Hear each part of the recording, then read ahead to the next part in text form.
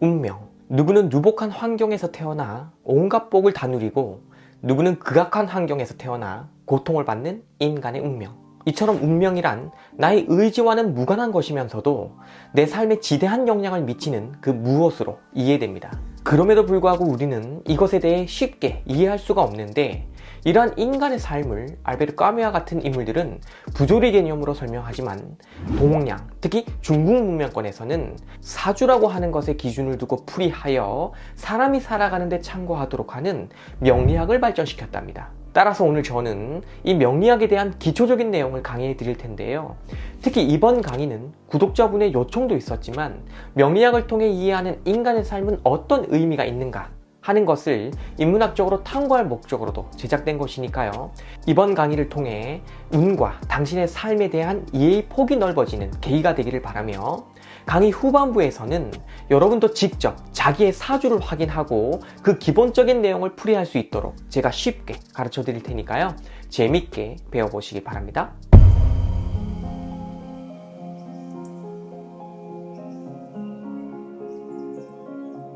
본시명리학이란 사람이 태어난 연, 월, 일, 시의 근간을 두고 기흉화복을 알아보는 것이 큰 특징이죠. 그런데 여기서 우선 우리가 주목해야 하는 것은 바로 시간입니다. 그러니까 인간의 기흉화복을 여러 종류의 시간으로 살피고 있다 라는 것인데, 왜 이렇게 하냐 하면 시간, 즉 때라는 것과 기흉화복이라는 것이 관련을 맺고 있다고 보기 때문이에요. 예를 들어서 한 해의 농사가 잘 되기 위해서는 따뜻한 계절에 맞춰서 씨를 뿌려야 하듯이 사람 하는 일에도 때가 있다는 것. 가령 부모님이 살아계실 때 내가 해야 할 것들이 있고, 학생일 때 내가 해야 할 것들이 있다는 것이고, 이러한 때를 놓치면 그 삶이 힘들어지니 이것이 기흉 중 흉이라는 것이죠. 그리고 또 여기서 우리가 주목해야 하는 게 뭐냐 하면 바로 관계라는 것입니다. 농사를 성공시키기 위해서도 이와 관련을 맺는 것들, 즉 그 관계를 파악하고 있어야 하듯이 인간의 삶 또한 관계로부터 시작되기 때문에 이것을 살필 줄 알아야 한다는 것. 나는 최선을 다했지만 그 최선이 역으로 작용하는 관계가 있으며, 내 뜻과 다르게 나를 바라보면서 나를 오해하는 그런 관계 또한 있게 마련인 것이죠. 따라서 이런 관계를 살피지 않고 무작정 자기 생각만 가지고 살아서는 힘들 수 있다는 것. 따라서 사주명리학이란 이 세계가 시간에 의해 늘 변하고 있다는 점과 그 시간 속에서 인간은 늘 어떠한 관계를 맺으며 살아가고 있다는 점을 크게 의식하면서 이것을 잘 살필 수 있도록 그 나름의 이론을 만든 것이니, 천간과 지지, 즉 간지라고 하는 것과 음양과 오행이 이 이론의 근간을 이루고 있답니다. 그러니 이제부터는 이러한 내용에 대해 알아보도록 하겠습니다.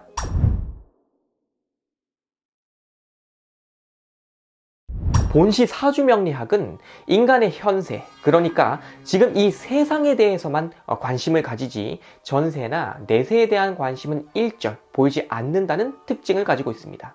그만큼 이 명리학은 현세 지향적인 성격을 강하게 가지고 있다는 건데, 이런 이유로 시간에 대해서도 달력이 아닌 인간의 삶과 밀접한 관련을 맺는 절기력의 그 기준을 두고 파악을 한답니다. 자, 여기서 절기력이란 24절기라 해서 달의 변화를 기준으로 만든 음력과는 달리 농사를 해서 먹고 살기 위한 사람들이 계절 변화에 맞춰서 만들어 놓은 것이랍니다. 지금 보고 계신 것이 바로 그것인데, 이것의 첫 시작이 입춘입니다. 많이 들어보셨죠? 봄이 들어선다는 뜻으로 대개 이제 2월 4일경이 여기에 해당이 되죠. 그리고 사주명리학은 바로 이 입춘을 한 해의 시작으로 보는데, 따라서 사주 볼 때 자기 생일을 음력으로 보는 게 더 정확하냐, 양력으로 보는 게 더 정확하냐 하고 물어보시는 분들도 종종 있는데, 어느 것으로 보든 아무 상관이 없어요. 왜냐? 명리학에서는 24절기력을 따르기 때문입니다. 그리고 이러한 명리학은 하늘의 뜻을 나타내는 천간이라는 시간과 그 하늘의 뜻에 따라 일어나는 땅의 변화에 대한 시간, 즉 지지라고 하는 시간을 가지고 있으니 이 둘을 합쳐서 간지라고 합니다. 여기서 하늘의 뜻이란 예를 들어 비가 내리는 것, 그에 따른 땅의 변화란 비로 인해 땅이 젖는 것, 이러한 여러 현상들을 말하는 건데, 지금 보는 것처럼 천간은 10의 수로 되어 있고 지지는 12의 수로 되어 있으며, 어쨌든 이러한 둘을 배합하면 총 120의 수가 나오는데, 이 중에서 중복 표기가 되는 부분들을 제외한 나머지 수를 순차적으로 나열한 것, 가령 갑자, 을축, 병인, 종묘, 무진, 기사, 이런 식으로 천간과 지지를 결합하여 나열을 하거든요. 이렇게 하면 총 60수가 나옵니다. 그래서 마지막 개해로 끝이 나면 다시 처음 시작했던 갑자로 돌아가서 다시 시작을 한다는 거죠. 그래서 환갑 또는 회갑이라는 것은 갑자로부터 시작해서 다시 갑자로 한 바퀴 돌아온 것을 말하니 이 60갑자가 동방문화권에서는 오래전부터 사용되어 왔던 수의 개념인 것입니다. 자, 그리고 이러한 천간과 지지, 이 둘을 합쳐 간지라 한다 했는데 이제부터는 이러한 관계를 놓고 아주 복잡한 계산법을 펼치게 되거든요. 그래서 전문 역술인이 되려면 이제 여기서부터가 이제 진짜 공부를 시작해야 하는 그런 부분이 되는데, 하지만 이제 여러분은 지금 전문가가 되려고 이 강의를 보고 계신 것은 아니므로 제가 지금까지 강의한 내용만 잘 이해를 하고 계시면 우선은 되겠습니다.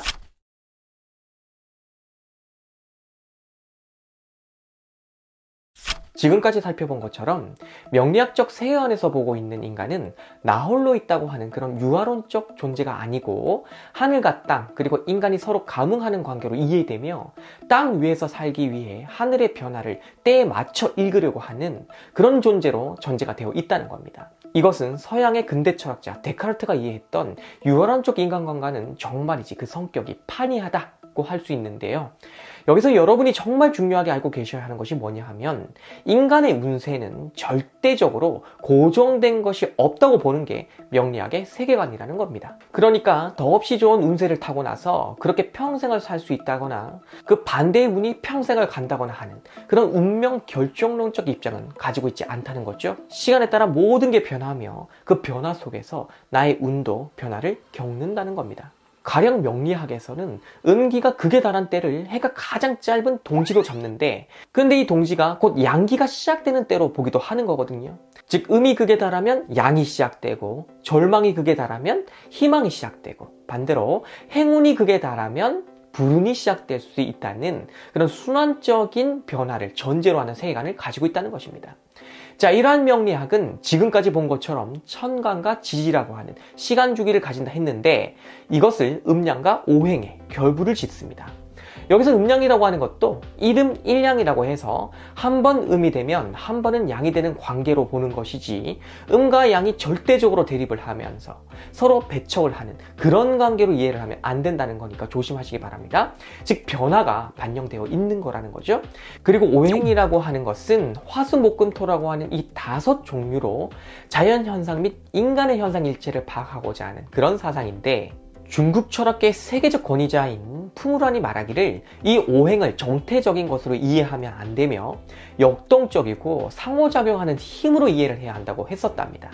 더 쉽게 말해서 관계를 이해하기 위해 이러한 상대적 상징들이 나왔다라고 이해하면 된다는 건데, 화수목금토라고 하는 것 자체가 이 세상 모든 것들을 다 부정한 채 이 5 종으로만 되어 있다는 식으로 억지 주장을 부리기 위해 나온 게 아니고, 세상 모든 것들의 그 다양한 성질들, 그것들의 공통 요소들과 다른 요소들을 분류 정리하여 간략하게 만들어 놓은 것이랍니다. 그러니까 이렇게 이해하시면 되는 것이고, 가령 이제 목을 보게 되면 이것은 이제 나무인데 기본적으로 이것은 이제 창조력, 적극성, 진취력 뭐 이런 걸 상징하거든요. 왜냐면 나무가 쭉쭉 뻗어나가는 성질을 가지고 있잖아요. 그래서 그와 관련된 기질을 표현한다고 보시면 되는 겁니다. 아마 여러분 지인들 중에도 이렇게 나무 성향이 강한 사람이 있을 겁니다. 모임을 잘 추진하거나 뭔가 계획 세우기를 좋아하는 그런 성향의 사람 말이에요. 다른 예로 화라는 것이 있는데, 이것은 이제 활활 타오르는 화려함을 닮았으므로 인기를 누리려고 하는 기질이 강한 사람, 명예를 추구하려고 하는 그 성격이 유독 강한 사람, 자기 외모 꾸미기를 아주 좋아하는 사람 등등, 그런 사람들이 여기에 해당된다고 보고 있는 겁니다. 그리고 이처럼 사람마다 타고나는 성질이 다 달라서 가령 철수에게는 화와 목의 기운이 강하고, 반대로 그의 아내 영희는 흙과 물의 기운이 이제 강하다고 한다면, 이 두 사람은 서로 다른 그 기질 때문에 서로 다른 라이프 스타일을 추구하면서 살아가게 된다, 이렇게 이제 보는 거죠. 철수의 경우는 없던 일도 이제 많이 만드는 방식으로 살아가는 경우가 많은 거고, 다른 사람들에게 이제 자기가 만들어 놓은 것도 막 보여주려고 하고 이런 걸 이제 좋아하는 그런 삶을 살아갈 확률이 높고, 대신 이제 그의 아내인 영희 같은 경우는 흙과 물의 기운이 강하니까 상대적으로 차분하고 조용히 집에 있으려는 시간이 더 많고, 새로운 걸 만들기보다는 기존의 것들을 잘 정리하는 거, 그런 정리의 시간 보내는 걸 좋아하고, 이제 보관, 저장 이런 거와 관계가 있거든요. 그런 삶을 살 가능성이 높다는 거죠. 그래서 명리학적 세계관에서는 사람의 관계를 이제 어떻게 보느냐 하면 대등한 관계는 없다, 라고 보는 겁니다. 아내와 남편, 자식과 부모, 친구 사이에서도 대등한 관계는 없다는 겁니다. 아무리 친하고 편한 친구라 해도 그 사이에는 미세한 긴장이 흐르고 있다는 것이고, 한쪽이 이끌 때 나머지 한쪽이 그 이끌에 따라주면서 그런 관계를 이제 유지하는 것이지, 둘 다 대등하게 양방향에서 이끌면서 관계를 유지시키기란 쉽지 않다는 것이죠. 그리고 충돌할 확률이 높다는 겁니다. 그리고 애초에 인간은 저 5 성질들로 이렇게 이제 서로 나눠 가지고 있기 때문에, 그것도 정도의 차가 다 다르기 때문에 인간이란 서로 다른 존재이며, 이렇게 다름으로 이해를 하는 것이 더 합리적이라고 보는 게 명리학적 세계관인 것입니다. 따라서 이 세계관에서는 대등이 아닌 생 또는 극의 관계로 분류를 합니다. 가령 물은 나무를 생하는 관계이지만 물은 불을 극하는 관계라는 거예요. 여기서 생은 돕는다는 뜻이 있고 극은 부린다는 뜻이 있어요. 그러니까 돕는 관계는 이로운 관계가 될 확률이 높지만, 부리는 관계는 시키는 쪽이나 당하는 쪽이나 다 피곤하고 힘들게 되는 그런 관계로 발전할 확률이 높다는 거죠. 왜 우리가 살다 보면 나하고 유독 안 맞는 그런 사람도 있고, 또 나하고 참 잘 맞는 그런 사람도 있잖아요. 가령 화기운이 센 사람하고 숙기운이 센 사람은 서로 안 맞을 수가 있는데, 이런 관계를 억지로 맺게 하거나 강제적으로 막 지속시키려 할 필요는 없다고 본다는 겁니다. 피할 수 있다면 피하는 것도 그 사람의 삶에 이로울 수 있다고 보는 게 명리학적 입장인 거죠. 자, 이처럼 명리학은 서로 다른 외모처럼 서로 다른 기질로 살아가는 사람들의 그 다름의 현상을 이렇게 오행의 생과 극의 관계로 분류를 하며, 이를 다시 천간이라고 하는 추상적인 하늘의 시간과 지지라고 하는 구체적인 땅의 변화를 결합시켜서 그 사람의 사주를 뽑아내거든요. 그러니까 다시 정리를 하자면, 천간은 하늘의 시간인데 이것은 인간의 의지로는 어찌해 볼 도리가 없는 추상적이지만은 거부할 수 없는 세계를 상징하는 거고, 이것이 내가 사는 이 땅에 구체적인 변화를 일으키니 그 변화의 패턴을 지지로 분류를 하여서 천간지지의 결합의 경우를 60이라는 수로 만든 후에 이것과 음양 오행의 사상과 결부를 지어서 관계 구조를 만들었다는 것. 그리고 이 구조를 사람이 태어난 그 연월 일시에 적용을 해서 그 사람의 운세를 보고자 하는 것이 명리학의 기본 원리다 라고 하는 것이니까요. 여기까지 잘 이해하셨다면 이제 여러분도 명리학의 기초 원리는 알게 되신 겁니다.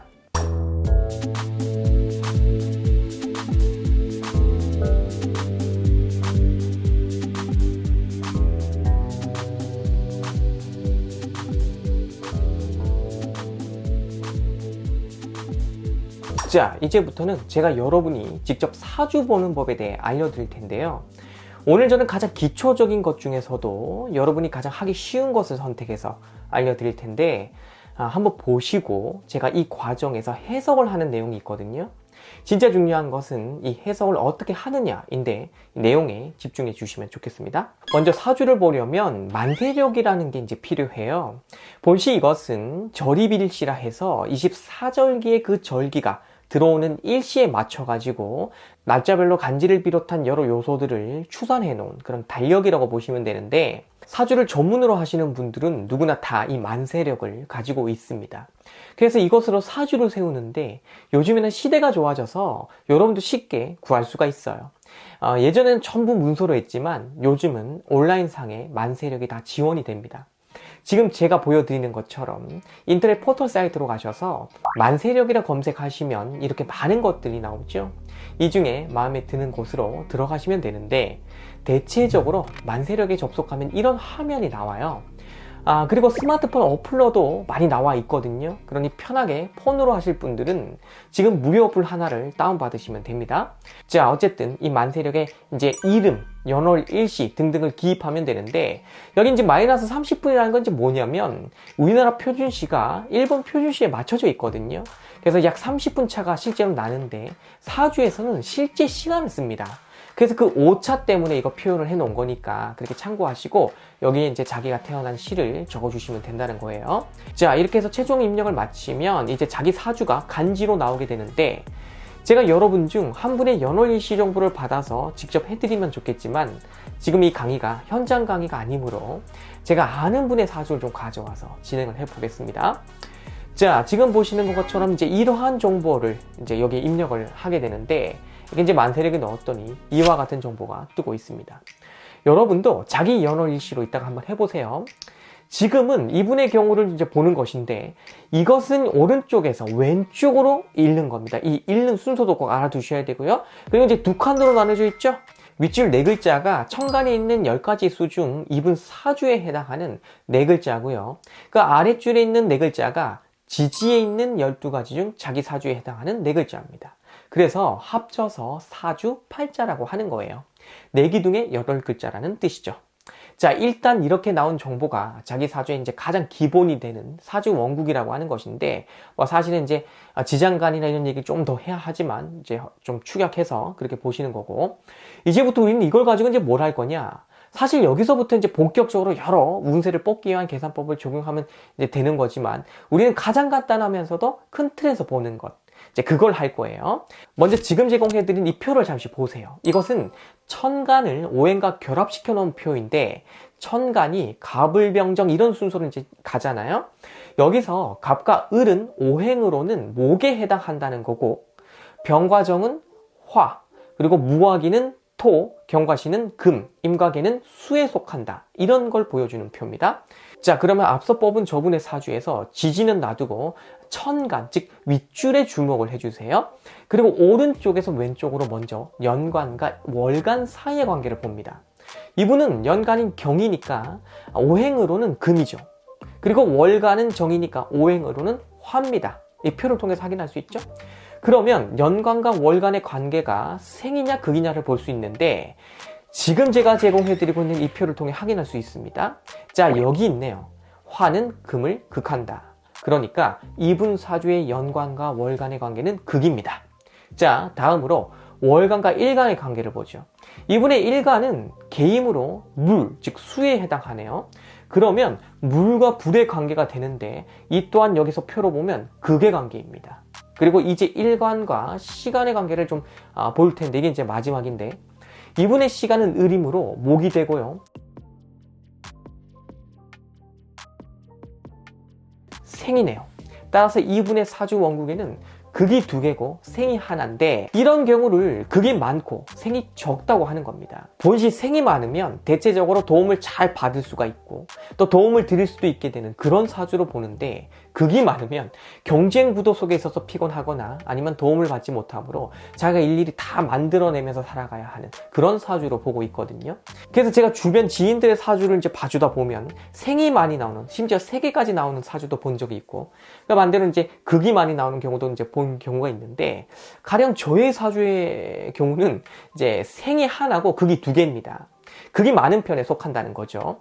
그런데 정말 저의 경우는 이제 살아오면서 보면 도움을 받을 때도 이제 있지만, 대체적으로는 제가 개척하고 만들면서 살아온 그런 편에 속하거든요. 자, 그런데 여기서 조심해야 할 건 이제 뭐냐면, 극이 많은 사람이 무조건 뭐 안 좋은 집안에서 태어난다, 뭐 그런 걸 뜻하는 것으로 해석하면 안 된다는 거예요. 자기가 원하는 방향과 자기에게 주어진 어떤 조건, 그리고 이제 이런 환경이 상대적으로 좀 잘 안 맞는다, 이런 정도로 좀 보시면 된다는 거고요. 반대로 생이 많은 분들은 자기를 돕는 분들이 이제 적은 편은 아니다, 뭐 이 정도로 좀 봐야 되는 거고, 그렇다면 극이 많은 사주가 생이 많은 사주보다 안 좋은 걸까요? 그렇지는 않습니다. 생이 많으면 도움 속에 있을 확률이 높으니까 상대적으로 나태해질 가능성이 높아요. 자기 주도적으로 무언가를 추진하지 않게 될 수가 있고, 또 추진한다 해도 그 내용이 완전히 창의적이기보다는 이미 있는 내용들의 조합일 가능성이 높다는 거죠.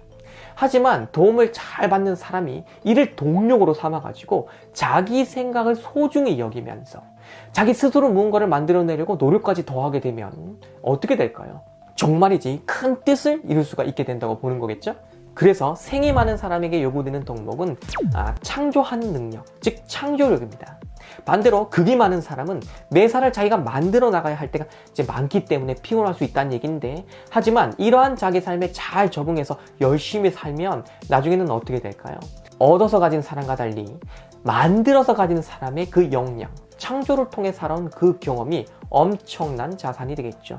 그래서 극이 많은 사람에게 요구되는 덕목은 인내하는 능력, 즉 인내력입니다. 견디면 결국 그 뜻이 강해지고 단단해져서 이룰 수 있는 확률이 높아지고 내공이 상승한다는 것. 이처럼 운세란 주어진 것도 있지만 자기가 어떤 태도로 그 운세에 맞게 살아가느냐, 어떤 노력을 더하느냐에 따라서 그것이 내게 좋은 쪽으로 바뀔 수도 있고요, 반대가 될 수도 있다고 보는 게 명리학의 기본적인 입장이니까 바로 이 점을 여러분들이 잘 알고 계셔야 한다는 겁니다.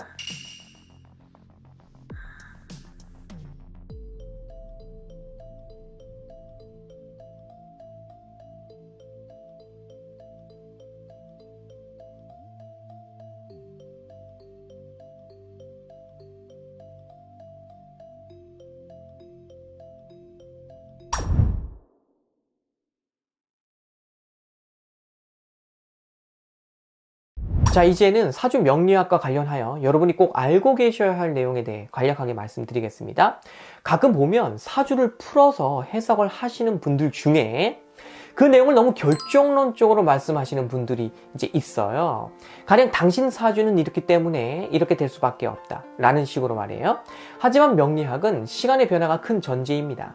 따라서 이런 결정론적 해석은 합리적일 수가 없다, 그러니 조심해야 한다 라는 말씀 드리고 싶고, 그 대신에 개방된 성격으로 사주를 보는 사람, 이런 사람이 이 분야에서는 잘하는 사람이라고 볼 수 있으니 이 점을 알아야 하는데, 여기서 개방된 성격이라는 게 뭐냐면 미래를 향해 자기 운세가 바뀔 수 있도록 열려 있으며 그 과정에는 당신의 의지가 개입된다는 것. 그러니 주어진 사주가 이러한 내용이라 해도 이렇게 노력하면 그 운이 바뀔 가능성을 이런 식으로 가지고 있다, 그러니 이런 건 좀 조심하고 이런 걸 좀 참고해봐라, 이렇게 미래를 향해 열린 해석을 가해주는 거, 이런 명리학적 해석이 더 맞는 거라는 겁니다. 그리고 끝으로 이러한 사주풀이가 이 과학문명의 시대에 과연 어떤 의미를 가지는가 하는 것과 관련하여 좀 간략하게 말씀을 드리고자 하는데요, 제가 보기에 이 명리학은 처세술입니다. 그저 이 내용을 맹신하면서 그 풀이 내용에 종속당한 채 살아가면 그때부터 그분에게 명리학은 미신이 되고 말아요. 그러나 이 명리학은 나와 다른 당신의 차이를 인정하며 그렇게 맺어진 관계 속에서 나의 삶의 방향을 찾고자 하는 이론입니다. 그러므로 과학적 분석으로도 잘 해명되지 않는 영역들, 가령 나는 늘 일을 잘해왔는데 사람 관계도 별로 문제가 없었던 편인데 왜 유독 여기서만 이 사람들하고만 이상하게 꼬이고 이상한 오해가 발생해서 휘말리는가, 뭐 이럴 때 있잖아요. 이럴 때 명리학을 이제 잠깐 참고해보면 이 세계관에서는 나와 안 맞는 그 사람이나 그 집단과의 관계를 회복하기 위해 무작정 노력하는 것을 좋지 않은 것으로 본다는 겁니다. 그러니까 무작정 대화를 많이 해라, 대화를 하는 것이 관계 회복의 시작이다, 부부간에도 사이가 나빠지고 막 그러면 왜 전문가들이 뭐라 그래요? 대화가 끊어져서 그러니 대화부터 시작해라 막 이러잖아요. 근데 명리학에서는 그런 거 안 좋게 본다는 거예요. 그런 천편일률적인 덕목은 없다는 겁니다. 오히려 이제 끊어져 버린 대화에서 잠시 쉬어가는 타이밍인데 억지로 대화를 시작했다가 더 망가지는 경우도 있다는 거죠. 그래서 자기의 특성을 먼저 좀 보라는 얘기입니다. 가령 내 사주에 나무 기운이 전혀 없는 사람이라고 한다면 그런 사람 상대로 자꾸 진취적으로 문제를 좀 해결해봐 라고 이제 밀어붙이면 일을 오히려 망치게 될 수 있다, 이런 조언이. 그러니까 조심을 해야 된다, 이런 이제 부분인 것이고, 그 대신에 만약에 그 사람이 흑의 기운을 많이 가진 편이라고 한다면 가령 이 흑이라고 하는 것은 이제 중개의 기운을 상징하거든요. 그러니 자기와 안 맞는 그 사람을 자기가 직접 만나서 해결하는 방식은 이제 쓰지 않고요, 그 옆에 다른 사람하고 이제 연결을 맺어주는 방식을 통해서, 또는 내가 아는 사람을 통해서 저 사람과 관계를 회복하는 방향을 쓰는 거, 그랬을 때 의외로 일이 잘 풀리는 그런 경우를 또 볼 수가 있다는 겁니다. 이 흑을 가진 기운의 사람의 경우는 기질이 그렇다는 거죠, 성향이. 그러니까 이처럼 자기에게 잘 맞는 방법을 찾아가지고 문제를 해결을 하고 자기 길한 운세를 이제 이렇게 만들어 나가라, 이런 거지. 남들이 다 하는 말, 노력하면 안 되는 게 없다, 네가 나약해서 그런 거다, 밀어붙여봐라, 왜 그런 관계에서 자꾸 오해가 생긴다는 거냐, 너에게도 문제가 있는 거 아닐까? 그러면서 그러니 낮추고 겸손하면 다 된다, 다 내 탓이라 받아들여라, 네가 문제 있다 받아들이고 겸손하고 낮추면 다 된다, 이러면 사람 화병 생기고 속이 뒤집어져서 병이 생길 수도 있는 거거든요. 명리학에서는 그런 천편일률적인 덕목 적용하는 거 안 좋게 본다는 겁니다. 무슨 말인지 아시겠죠? 차이를 인정하라는 거예요. 그러니 이제 이런 내용도 살면서 이제 맹신이 아닌 참고의 목적으로 해가지고 이 명리학적 방법론을 한번 보는 것도 그 나름의 인생을 살아가는 하나의 방편이 될 수 있다 라는 정도로 이해하시면 될 것 같으며, 무엇보다도 가장 중요한 것은 명리학적 세계관에서도 말을 하고 있는 것처럼 결국 인생은 자기가 사는 것이고 자기 의지로 일을 해 나가는 것이니, 그러한 자기 자신을 잘 이해하면서 그렇게 살고자 노력해야 한다는 것, 그런 노력의 과정에서 이 명리학도 한번 공부해 볼 수 있는 것이다, 이런 정도로 이해하셨다면 오늘 강의의 성격을 잘 이해하신 것이다, 이렇게 말씀드릴 수 있겠습니다. 그럼 이상으로 오늘 강의를 모두 마치고 저는 다음 시간에 또 인사드리도록 하겠습니다. 감사합니다.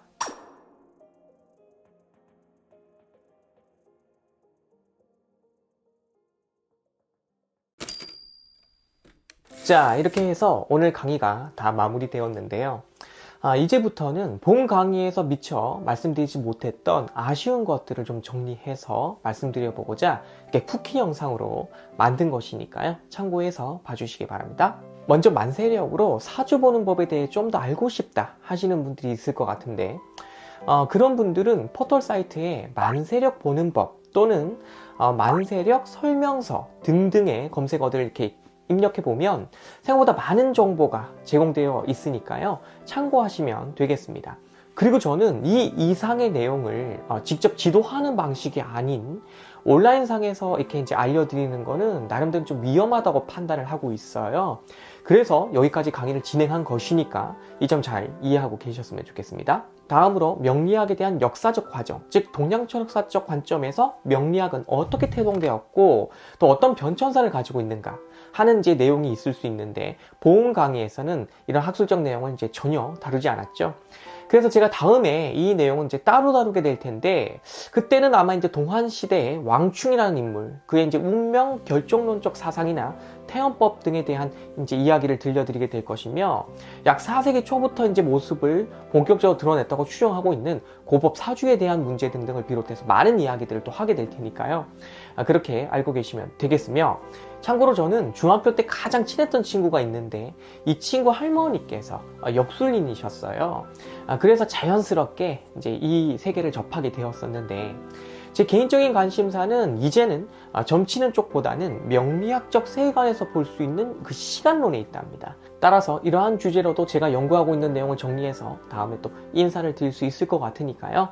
이 점도 잘 알고 계시면 좋겠습니다. 자, 이제부터는 명리학에서 다루고 있는 과거와 미래의 문제에 대해서 이제 말씀을 좀 드려볼까 하는데요. 이 부분이 중요합니다.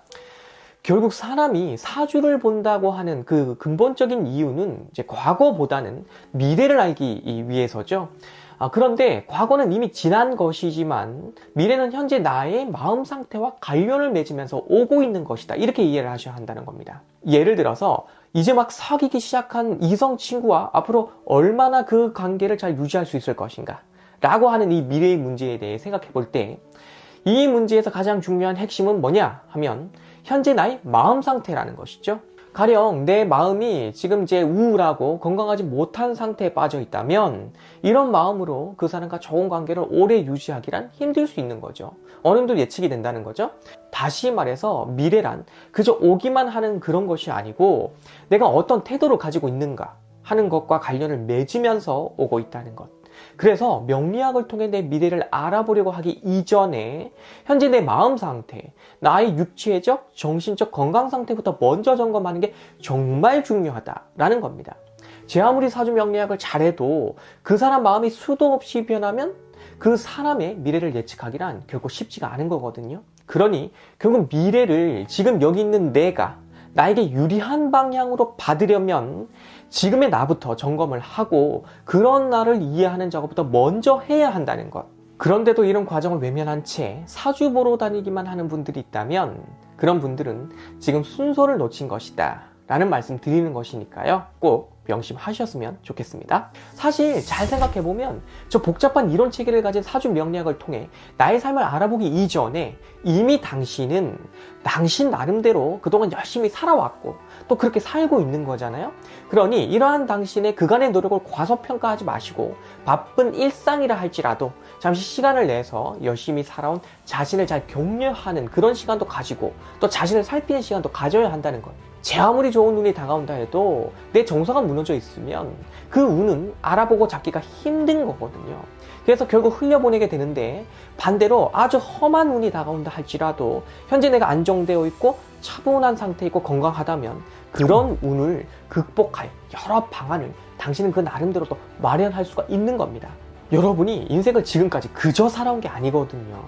그동안 살아오면서 했던 그 수많은 경험들, 과오, 실수, 넘어지고 다치고 상처받고 했던 그 수많은 것들이 당신의 현재 현명한 상태를 유지하게 해주는 지적 자산인 것입니다.